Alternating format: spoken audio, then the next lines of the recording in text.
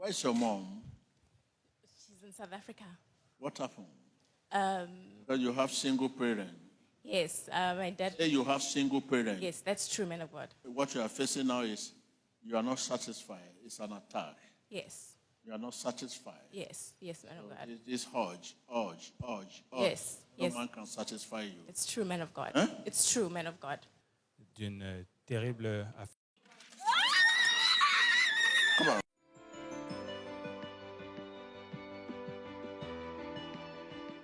She's free. She's free. Thank you, Jesus. I'm delivered. Thank you,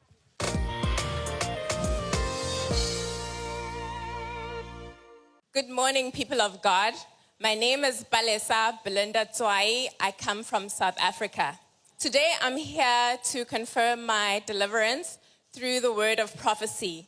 As you have seen, man of God gave me a prophecy which said that he asked me, where is my mom? I said that my mom's in South Africa. And then he said, because I see single parent. I can confirm this to be true because even though I grew up with my father in the house, but we didn't have a relationship. So most of the things in my life were usually taken care of by my mother. She was the one who, would be there for me. If I needed anything, if we had conversations about what I was going through in my life. It was always my mom. Even though, my dad would be busy going to work or he'd be out on Sundays playing golf.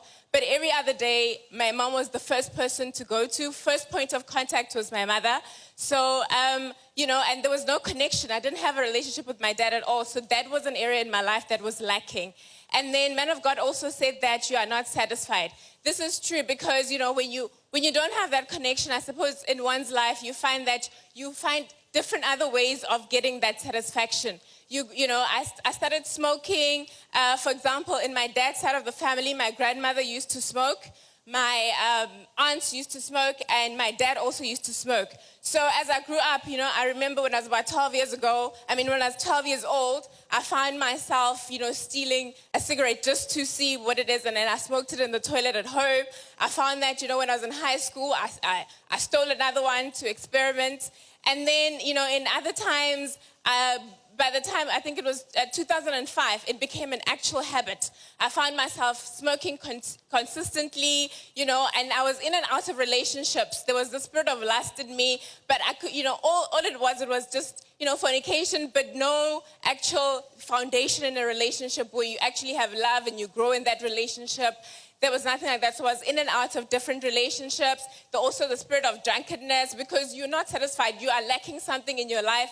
You find yourself seeking other ways to sort of fulfill that. Yes, my mother was a praying woman. She would pray for me and she was there for me, but there was something else that was lacking in me. So I smoked pretty much continuously. And I found myself, especially when I was under, a lot of pressure, either with my studies or now when I'm working, if there's something a meeting that I need to go to, I need to focus on, I'd find myself binge smoking, meaning that instead of smoking just one, I'd smoke 3 because, there's this anxiety that I have, and the only other way that I could sort of release that tension was to smoke. So it actually became an actual habit from about 14 years now. So from about 2005, it's been there. So you've been smoking from 2005, 14 years? Yes, that's correct, from while I was studying.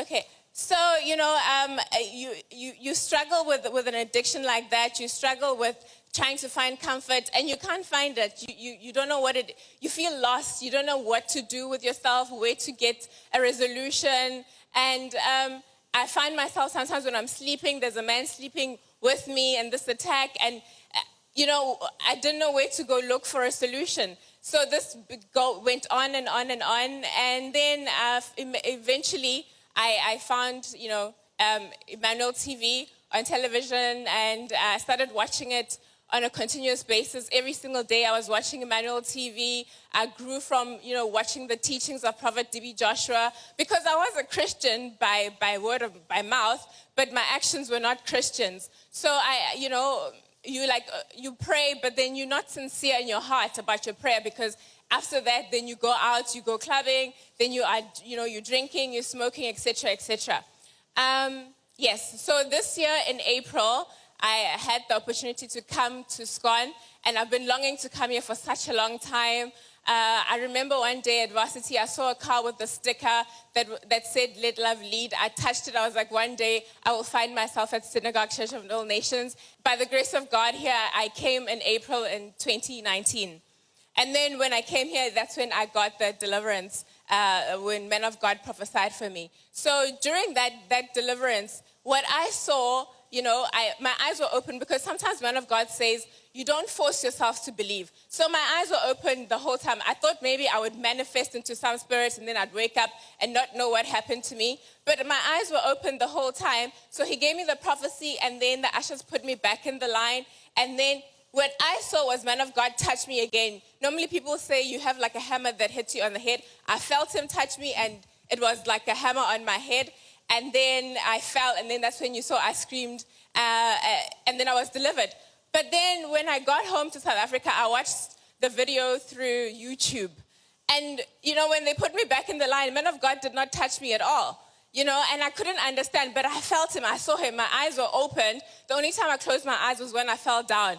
And then only to see that, no, he didn't touch me at all. And then I was delivered. Then he said, I am free. So that was amazing to me. I even was telling my friends, this was like a testimony for me. But how did that happen? Because he touched me.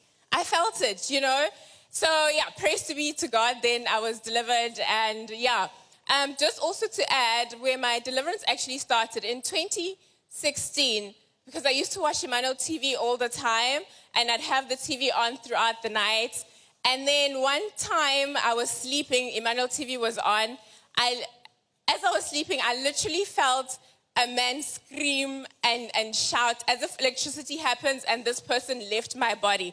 And I was like, who left me? Because I felt him scream and leave. And when I woke up in the morning, I found myself like very light, like very, very light. And I was like, oh my gosh, that was actually a demon that was leaving my life, Yeah. Let's put our hands together wonderfully for our Lord Jesus Christ. So you mean that experience you had, that deliverance you had, motivated you to, ensure that you will come here to receive that total deliverance that you were seeking for? Yes, for sure. Because as you watch also Emmanuel TV, you grow spiritually. As you watch the teachings, something in you begins to change, and you long more to actually come here and get your deliverance. So it really pushed me. My eagerness or my longing to come to SCON grew so much more. When I got delivered in April, I no longer have any urge to smoke, to drink. There's no desire, or the spirit of lust is no longer there. Because before you want to stop, and you try to stop for a few moments, but you go back, But now there's absolutely it's as if I've never smoked before. The whole urge is gone. Let's put our hands together wonderfully.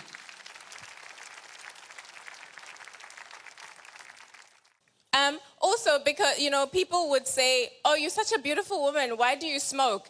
And none of my family members know that I even smoke, and it used to hurt me so much, because I'd be thinking, why can't I stop smoking? Why can't, and this also would be a burden on my life also, because you feel down, you feel depressed because you can't let go of this urge. But now I'm a happy person. I don't have the anxiety, the pressure at all. And now we can see that you are joyful, you are happy, and your spirit is free now.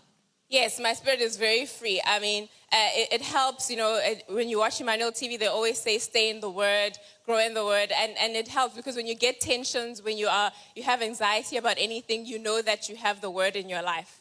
And how is your relationship with God?